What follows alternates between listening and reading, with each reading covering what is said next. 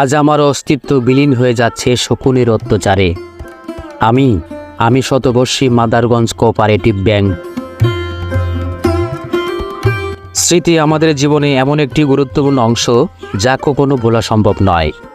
আমাদের প্রত্যেকের জীবনে কিছু মধুর স্মৃতি রয়েছে যা আমাদের কাছে সম্পদের মতো। বন্ধুরা, জামালপুর মাদারগঞ্জ উপজেলার গ্রামের গ্রাম এক ঐতিহাসিক স্থাপনার সামনে থেকে আমি আপনাদেরকে স্বাগত জানাচ্ছি।